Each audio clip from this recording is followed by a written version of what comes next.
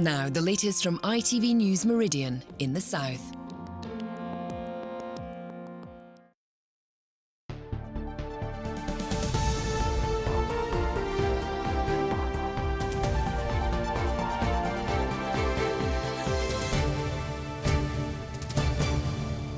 Good evening to you. Welcome to ITV News Meridian. Tonight's headlines. Left in the lurch as a healthcare group pulls out of running GP surgeries, we ask, what now for their thousands of patients? His nightmare is over. A scuba diver tells of his relief after charges relating to the death of his girlfriend in a diving accident are dropped. A personal tribute, how this artist is honouring every soldier killed on the worst day in the British Army's history. Plus...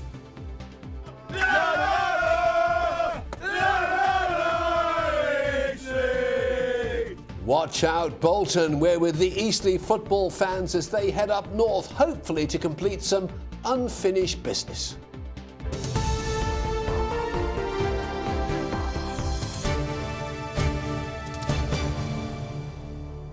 Good evening. 11,000 patients have tonight been warned they could lose their doctor's surgeries after a private healthcare company pulled out of its contract with the NHS.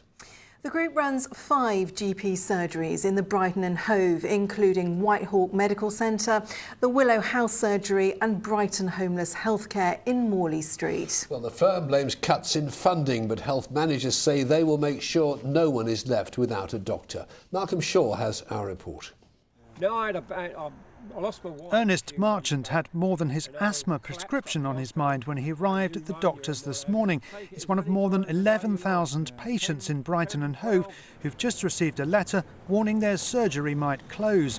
A private firm, the Practice Group, says it no longer wants to run 5 GP services, including one which operates at this health centre.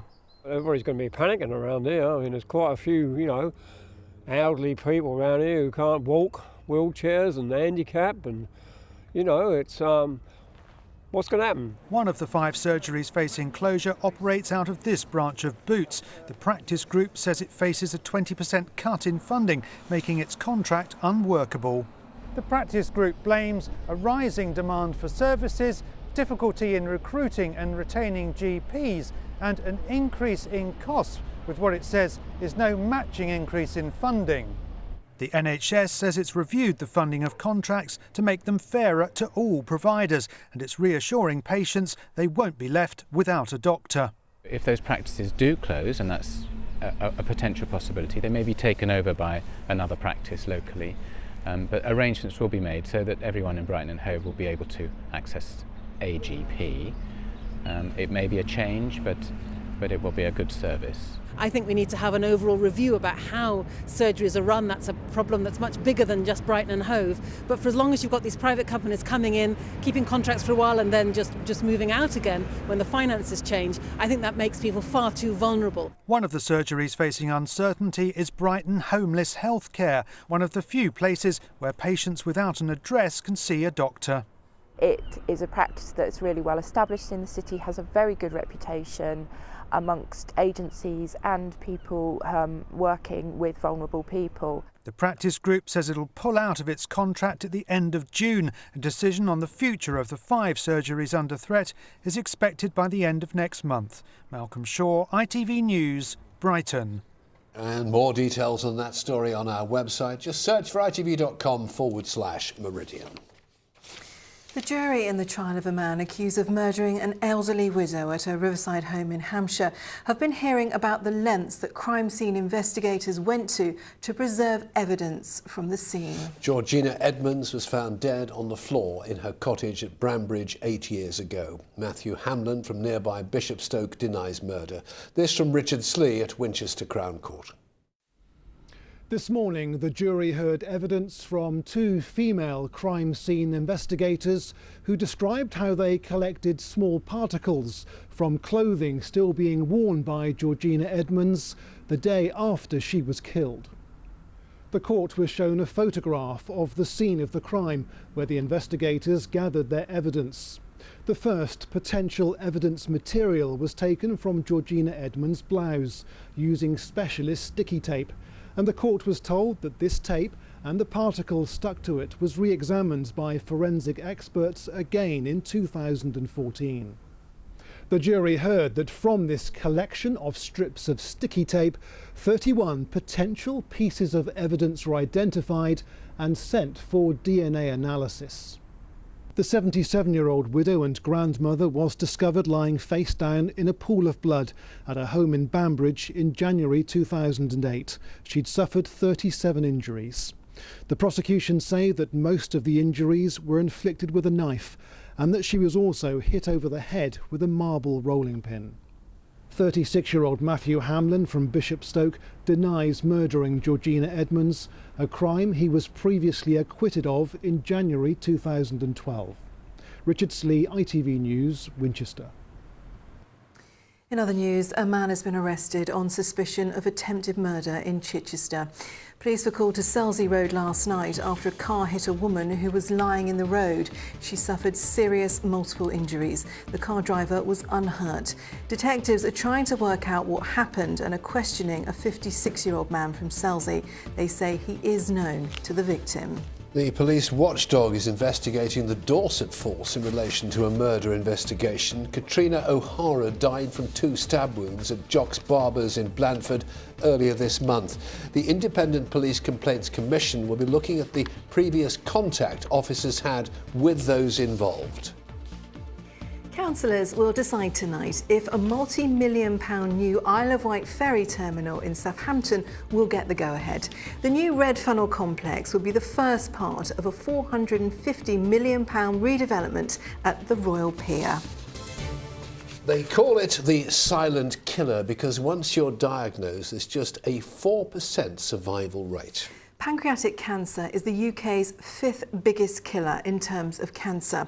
But a new report says that's partly because patients are being diagnosed too late. Our region has the most fatalities in the country. In the south last year, it claimed nearly 1,400 lives. Only 54 patients survived. Our report from Mary Stanley. Danielle Corcoran-Tanner was told she had pancreatic cancer just days after her 24th birthday. The mother of one from Hampshire was given just 6 months to live. Now, more than 3 years later, she's defying doctors' predictions and wants to raise awareness of this awful disease. She says it took 6 medical appointments for the condition to be diagnosed. It was originally dismissed as back pain and indigestion. It was heartbreaking because we had no idea, if there was any way, depending on how fast the tumour had grown, if it could have been identified earlier and therefore been treated earlier and given us longer. But yeah, it was certainly a shock to all of us. Nearly 10,000 people a year are diagnosed with pancreatic cancer. It has the worst survival rate of all 22 common cancers. Early diagnosis is vital, but only 3% of GPs say they're confident in recognising the symptoms. Now there's new hope, with a £2 million project to improve research into this complex cancer. This is one of 6 hospitals helping to set up a tissue bank, collecting samples from cancer patients to give researchers more insight into this deadly illness, in the hope of leading to fresh treatments and earlier diagnosis. Many cancers were like pancreatic cancer and were representing really a serious challenge to clinicians 30 years ago, and now they are turned into a chronic type of disease which is completely treated. This is what happened for breast cancer, and hopefully this will happen for pancreatic cancer. Kelly Spacey lost her mum to pancreatic cancer just 7 weeks after diagnosis. She had no symptoms, her weight loss put down to stress. Statistics haven't changed in 40 years. So to actually have something this big come along, it gives us hope, really, that we might be able to save lives through early diagnosis from it. New treatments could be several years away. Danielle says she's grateful for every day and that she lives each one with a smile. Mary Stanley, ITV News.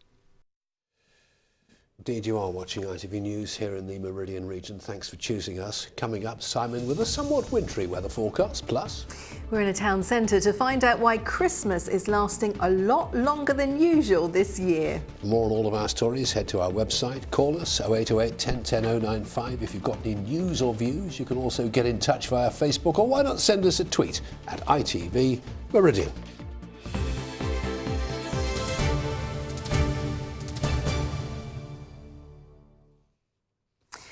Now, it was a nightmare that hung over him for months. Scuba diver Stephen Martin was facing charges and a possible jail sentence following the death of two friends in a diving accident in the Mediterranean. But now he's spoken of his enormous relief after being told all charges against him have been dropped. Stephen Martin was the senior member of a team diving off the island of Gozo in Malta when two of them ran into trouble. He's been talking about his ordeal to Andy Dickinson. Tomorrow, Stephen Martin was to do battle in the High Court, fighting charges that could see him jailed for up to 10 years in Malta. Yesterday, that all changed, bringing an end to a nightmare that began with the death of his girlfriend. I feel absolutely ecstatic that the Maltese have seen sense to withdraw this action. I'm very happy for myself and all of my family, and especially all of the divers concerned as well. Mr Martin was diving with 8 friends from the Brighton Sub-Aqua Club in June 2014 when Larissa Hooley began to struggle. Mr Martin tried to save her, but she died at the scene. Their friend Nigel Haynes then found floating nearby. An inquest in the UK found both deaths accidental. However, as the most qualified on the trip, Mr Martin was then shocked to discover the Maltese held him responsible. He's since been forced to wear an electronic tag and report to police 3 times a week. I understand that this will come off at some stage during the week.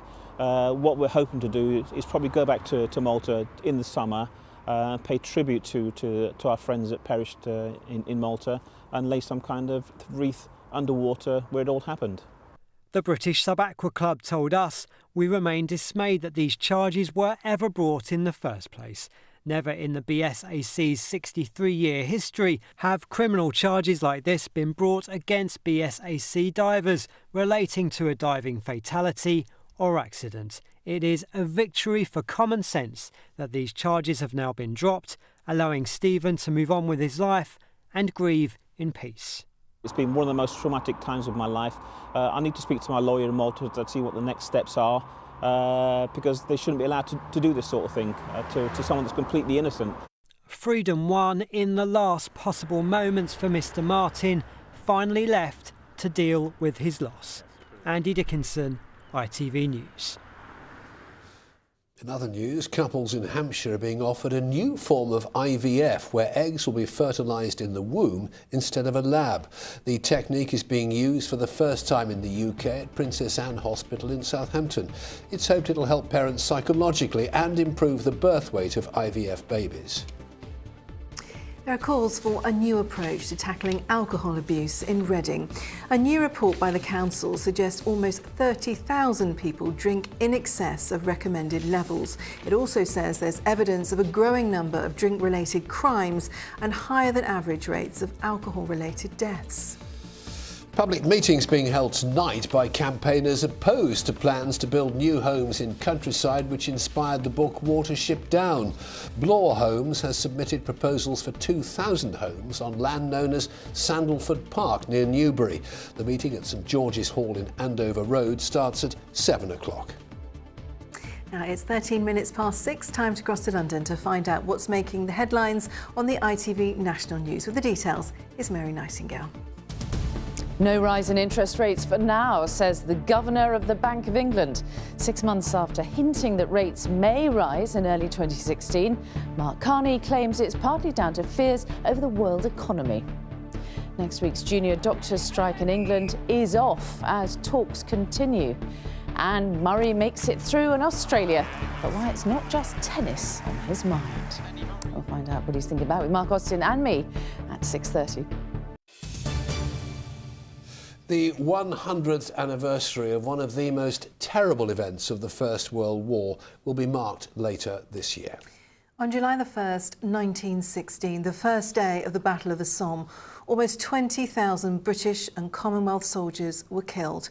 It's now recognised as the worst day in the history of the British Army. Well, now an artist has set himself the incredible task of making figures to represent every single one of the men who lost their lives. They'll go on display as part of the commemorations marking that dreadful day, as David Woodland now reports.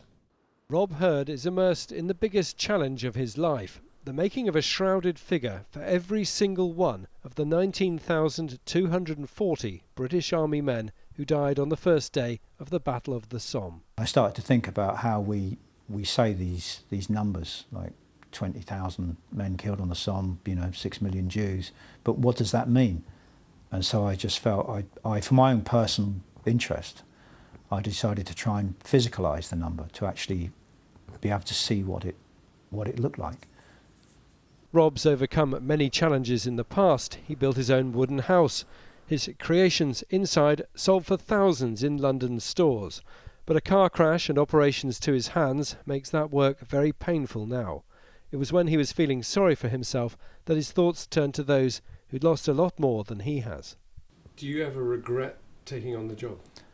2:30 in the middle of the night, yeah, I do. It's an awful lot of work, and I think I've chosen a very difficult way to do it, if you like. But I think there's a reason for it, and I think it'll certainly be worthwhile in the end. On the wall are the names of each man who fell. One is crossed off as each soldier is completed. Photos remind Rob to focus on the living man behind each dead figure. His fingers suffer after each 10-hour day task, but he has to be careful, or there's an emotional toll too. Do you ever get depressed thinking about all the death? Not depressed. It's trying to find a positive side to it. It's if you think about it too much, when you relate to the names of the individuals, it is so desperately sad, just so staggeringly sad but I think you can't focus on that too much, or else you literally couldn't do it. So, no, I just think I'm trying to do something which I like to think that chaps would approve of. The master figures, a football pitch of shrouds, will be displayed for 4 days from July the 1st. The dead will not have been mass-produced. Each soul, each name has been cared for. David Woodland, ITV News. On to sport now, and 7 coachloads of Eastleigh supporters are heading north for tonight's FA Cup third round replay against Bolton. Yes, in the first match, the Spitfires were just 3 minutes away from victory. Sam Holder was there to see them off. Come on, Eastleigh! Come on, Eastleigh! Come on, Eastleigh! Now, Eastleigh are the lowest ranked team still in the FA Cup. In fact, they're the only non-league team still in the competition. And they've got a stiff test tonight away at Championship club Bolton, 3 leagues above. But they'll fancy their chances. Bolton are in a terrible run of form. They've lost 3 in a row and have only won once in 22 games. In fact, their keeper, Ben Amos, is suspended for tonight's tie. The match isn't being broadcast on television, which is controversial. But the club are taking 7 coachloads of fans tonight. So what are your predictions? Oh, I reckon it's going to be a tough game, but I think Eastleigh will come through at the end after extra time and win it on penalties. Definitely a 4-2, I could do with it. 2-1 in normal time. So you're all going for an Eastleigh win tonight? Yeah. Definitely. This is only the 7th time that Eastleigh have made it to the FA Cup proper, and they've managed to score in every one of those games. So we should be in for some goals.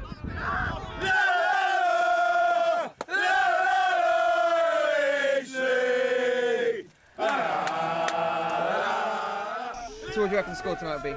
I think 2-1 Eastleigh. I don't think Bolton have got the depth to beat us home, to be honest.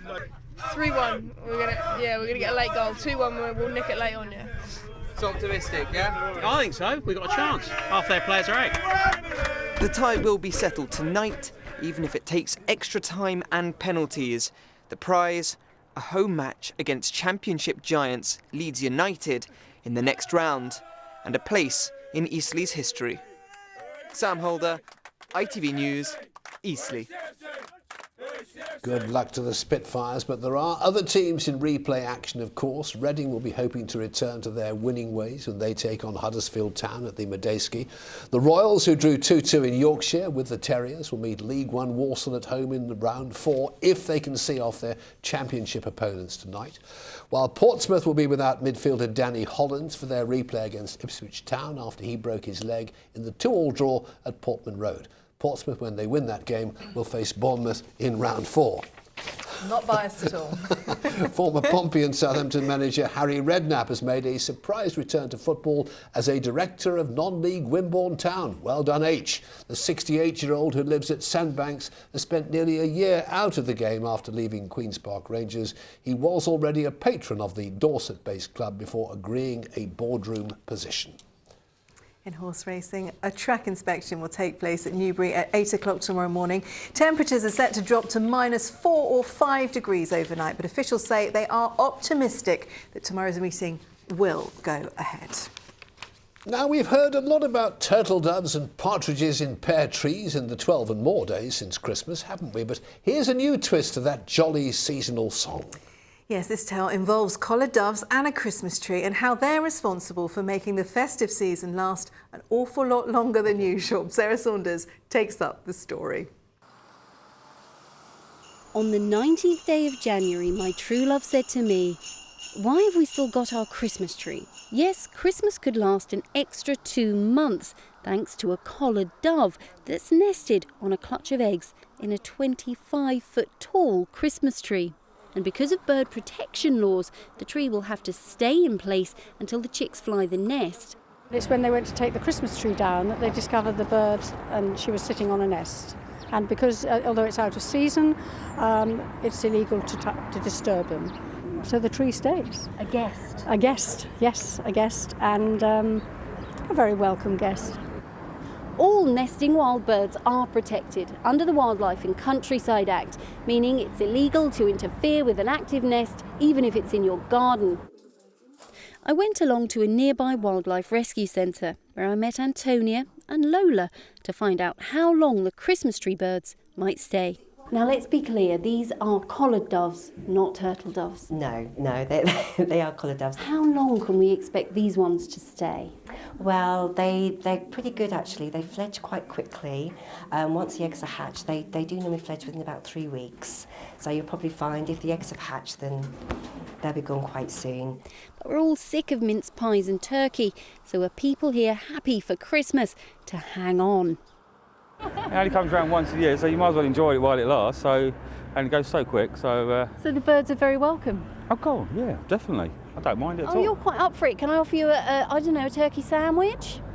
Oh, I still have turkey. Yeah, I don't mind. Yeah, Christmas all year round. Yeah, certainly. I mean, I love pine trees anyway, so to see them around I'm finding joy all through the year, to be honest. It's lovely. It's lovely that it's here. The chicks will probably fly the nest in mid-February, and until then, Merry Christmas. Sarah Saunders, ITV News.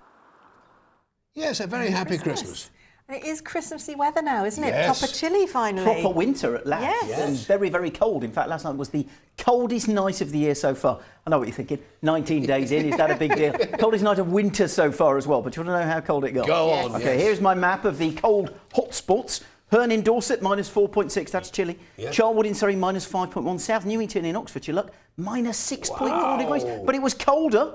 Odium in Hampshire, -6.5. Upper Lambourne in Berkshire, -7.2. Yeah. Here's the whopper. Benson in Oxfordshire, -8.2 degrees. And I reckon it's going to be colder tonight as well. But some beautiful pictures of the cold weather have been coming in. That from Jim Radbourne in Newbury is what frost looks like up close. All those crystals, isn't it clever? And this was this morning at 8 o'clock when it was -4 in Basingstoke and Roy Venkatesh was out with his camera. Isn't that lovely? And here's the frost still on the car from Mark Bulpit at 1 o'clock this afternoon. And if you think that's wild, 1 o'clock this afternoon. Julie Preston looked at this picture and it says there the time in the corner, 3:25. Still frosty in Hedge End. No. Although it looks like she's growing watercress, which must be wrong. But thank you, Meridian Weather at ITV.com. Any other lovely cold pictures, we'd love to see them. More on my blog. Getting colder? Just a touch. But no snow. We don't talk about snow. We don't talk about snow. What shall we talk about? Let's find out. Simon Parkin.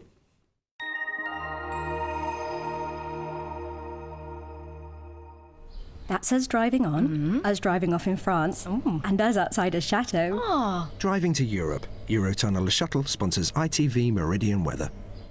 Well, now you'd be forgiven for thinking that it was a gorgeous summer's day today in the New Forest, but Steve Hood will verify it was flipping freezing still, and it's going to stay cold over the next few days, though fine and settled. That's because we've got high pressure very much in charge. It's going to keep the weather fronts out towards the west. It's not until Friday that the weather front to the west starts to push eastwards, bringing with it some rain, some stronger winds, and also some milder air. So come the weekend, at least it shouldn't be quite so nippy. For tonight, though, temperatures again well down into the minuses already, and they're just going to keep on plummeting. So a widespread frost, also the risk of some patchy freezing fog as well. And so tomorrow morning, if there is a bit of fog around, it's going to take a while to clear. But once it does, a decent day, and there will be a bit of cloud towards the north. That's going to slowly sink southwards through the day, but still some fine sunny spells. Temperatures once again struggling though, 2, 3, maybe 4 degrees at best, 5 just about possible down towards the south coast. As for your high tide times, Poole 10 to 7 in the morning, just after 7 in the evening. Eurotunnel Le Shuttle sponsors ITV Meridian weather.